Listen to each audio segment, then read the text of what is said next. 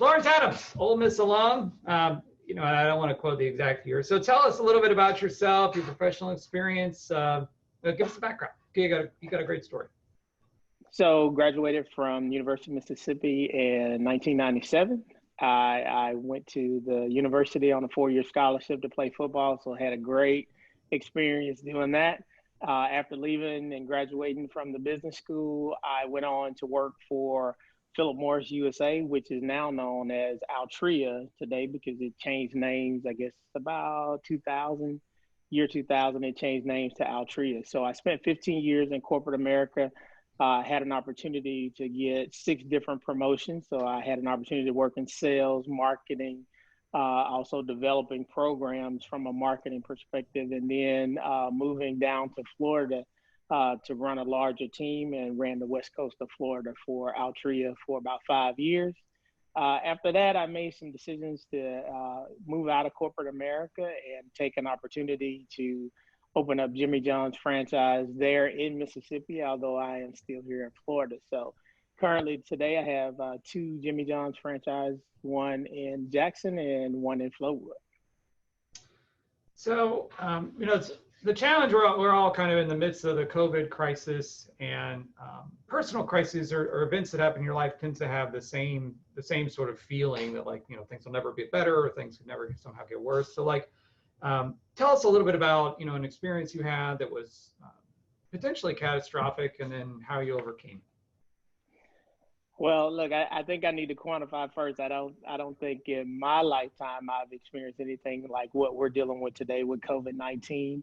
I think from a change perspective, probably the closest thing that I can think of is obviously when I was there at the university, after my sophomore year where I started quarterback, we went on probation, which is extremely different for any program, football, no matter what sport you're dealing with. But we went from, I guess, a normal program being on TV every weekend to, limited scholarships, no TV, no bowl game opportunities, and it was for a 2-year period. So it was definitely a different structure from what we were used to as a program. But when I look back and try to say, hey, what was something that really changed the way you did things in life, that's probably the closest thing that I could come to at this point that would disrupt kind of what you do on an everyday basis and how things went. Because obviously, like I said, that really changed up the way the program trajectory went, the amount of talent we could bring in to get better. I think we still had very good coaches, but it was hard to sell a top recruit, hey, come to Ole Miss and play with us when you don't get on TV and all the other things that, we decided to come to Ole Miss for. So that was probably the closest thing that I could say really disrupted kind of a day-to-day or what you thought was going to happen from a life perspective. Yeah, what'd you learn from that? Probably the biggest thing is you always have to prepare for change, and you don't know what that change is going to be. I always give this story a lot of times when during that time, Coach Thomas Tuberville was the coach. And I could almost tell you from my freshman year all the way through my senior year what I was going to do every day of the week, no matter if it was summer or whatever. We always had a routine. So when you start thinking about your hard days and going to practice, he would always put on there like the day before what you would do. Well, a couple of those days he would actually go in and he'd say the day before, hey, you're going to go in shorts. We're going to have a light walkthrough. So all that day you're kind of preparing yourself like, okay, it's going to be a light day, get to practice and, we're going to walk through. But of course, when you get there, you look at the board, it's like, nope, we're going full live practice. It's a live scrimmage, So I think that really taught me and all of my teammates that you never can really truly understand what your situation is going to be until you arrive, because that was a whole different mindset to be able to say, hey, I'm kind of going to walk through, have a lazy day versus going to say, hey, I need to be ready to go all out scrimmage. So that was a really big lesson on how to kind of understand what you need to do and be prepared for whatever comes. So when you think forward to the challenges in your field, what are the things, what do you think you're going to have to adapt to next? I think, when you start thinking about the restaurant industry and where we are with COVID-19, I really, truly think it's probably changed forever, because you're going to have a segment of the population that's probably not going to ever feel comfortable sitting in a restaurant for a long period of time, probably over the next 2 to 3 years. So that's going to be a huge impact. I can't see us really moving away from mass very quickly. So I think it's going to be, very different from how you move to continue to gain your business, what you used to have on inside. Do you have space to expand outside? And then, how do you continue to please your customer base that actually wants to come and sit down and have a meal with their friends for lunch and those kind of things? And the people that want to get away from the office and kind of get, a different setting. So it's going to be definitely a very different atmosphere, and how we keep our customers. Obviously from a cleaning perspective, we were always one of the cleanest restaurants, but now you're looking on a major different level. One example is we have the self-serve Coke machines. We're kind of moving forward. We got to think through, hey, is that really what you want to, have in a restaurant where, all your customers are going to self-serve? That might be something that we have to do differently. So I think the restaurant industry outside, and when you start thinking about all the different industries, I think it's going to be impacted the most from a customer standpoint. Mm-hmm. I hadn't thought about self-serve Coke machines. Goodness gracious. Yeah. Yes. So for your own career, what are some challenges you faced, and then what kept you from giving up? Well, one is I've always been truly motivated to lay a foundation for my kids to do what I call as dream, right? So I want my kids, after they graduate college, if they say, hey, Dad, I want to go do X, Y, Z, it might not be what I think they should do, or it might not even be the best monetarily career-wise, but I want them to be able to say, hey, I want to go do those things, grow. And, if they bump their heads, they can come back, and Dad is in a situation to say, hey, you're fine, brush yourself off, go get back out there and continue to dream. Because I think that's when we change really what our kids and what the world looks like, when you have younger people able to truly go out there and do what they're passionate about doing versus, hey, I need to go get a job. Because when I graduated from Ole Miss, my mom and dad was like, hey, great, pack up. You can come back and get your old room back and look for a job, because that's the best you could do. And I had an opportunity to go to Canada, but I didn't want to go because I didn't think the pay was well enough, because they don't pay the same way they do today as they did before. So I was like, well, if I'm going to play football, I really want to be able to live and provide for myself versus, not doing it. But I would have loved to tell my parents, hey, I'm going to hang out over here, and I'm going to try to go to the NFL for the next year and get in good shape and try to do that. But that wasn't an option, not unless I was going to stay at my parents' house forever and all those kind of things. So I was like, okay, I got a degree, let's go get a job. So I really want to just give my kids an opportunity to dream. Okay. So who would you consider a mentor then, and how did this person assist you to deal with the challenges you faced?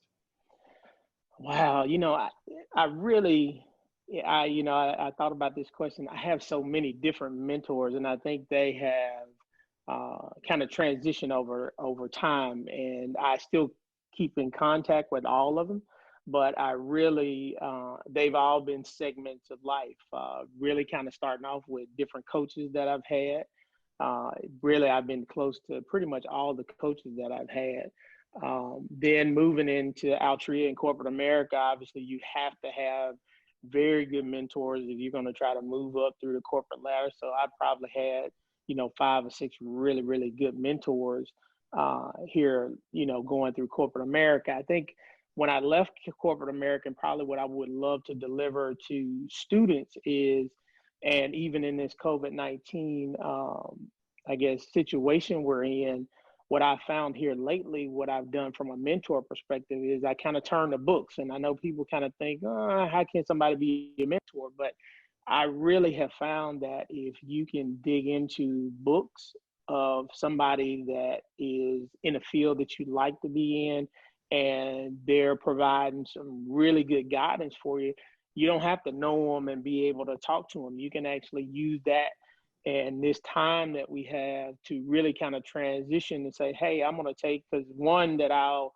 mention is Warren Buffett. I really have over really probably the last 10 years, really been studying his, the things he's done since he was young and even now, and how he goes through about the market and the different things and how he teaches individuals how to work the market and grow money. And it's been great. I had an opportunity in not last year, year before last, because of course the last year was COVID. But I had an opportunity to go out to Nebraska to the shareholders meeting, which was great for me. So I think the message I would deliver is, in this day and age, I think you can take an opportunity to have anybody that you really look up to be your mentor. And you'd be shocked if you reach out to them after you read a couple of books and have some really good knowledge, you might actually get a call back. Awesome. So if you were thinking, about, and Warren Buffett actually came up in the last conversation too. Okay. If you were thinking about what college students should be prepared for, to prepare what we'll call an entrepreneurial mindset, and I'll frame that a little bit to say, we're in the middle of a recession. Hopefully it doesn't last too long, but a lot of the job growth that came out of the last recession came from startups, people's careers. The way they manage their career needs to be very flexible and kind of opportunity focused, let's say. What should college students do to develop that, or kind of prepare themselves to be flexible? Well, one of the things I think they'll have a pretty good exercise in how to be flexible, just going through this pandemic and the change that they've had. I think really trying to deliver that, I think it'll be really beneficial for them to go back and say, hey, what did I really do? How did I think about what was my thought process and how I get myself ready for school? What decisions did I make, and why did I go back to school or do e-learning? So I think understanding their thought process through all of this pandemic will be great for them from a reflection standpoint. Also, from a mental aspect of how they think through problems would be great to be able to articulate that. Secondly, I'd say it's the best time for students right now. I know that's probably crazy to even think about, but like you said, if you look at it, we're in a recession right now. COVID-19 is, at least for the next 3 to 5 years, has changed the way most people will look at business, look at life, how they go about doing things different. So they're at the foundation where they can go and really brainstorm and say, hey, what's going to come out of this that's different? What's around me that is totally changed that I can now capitalize and build a new business, or build something that now companies that have functioned for 50 years now have to change? Well, I have that solution for them to go change, because right now every company in the world, that's huge when you start thinking about it, every company in the world is now looking for new solutions. So if you can now brainstorm, think through, hey, this segment of what I do every day, or how I go about something, or whatever product or services you use, do you have a solution of how you can bring that to market better, make customers happier in the new processes that we have to go through? You can bring great wealth to yourself, as well as start your own business or your own consulting firm. It probably really is the best opportunity for them right now. Yeah, they're not coming out into a situation where they're going to go into a job, get an opportunity where they can come up with new stuff quite as often. Right. Yeah. This time, when you start thinking through right now, if you have some solutions where you can solve these bigger problems, man, the sky's the limit for you. Next 20 years, there will be some company nobody ever knew. They always have on Instagram, all this list of internet companies that are huge now, that 20 years ago, they didn't even exist. And I think we'll be looking at the same thing. Mm-hmm. 10 to 20 years down the road.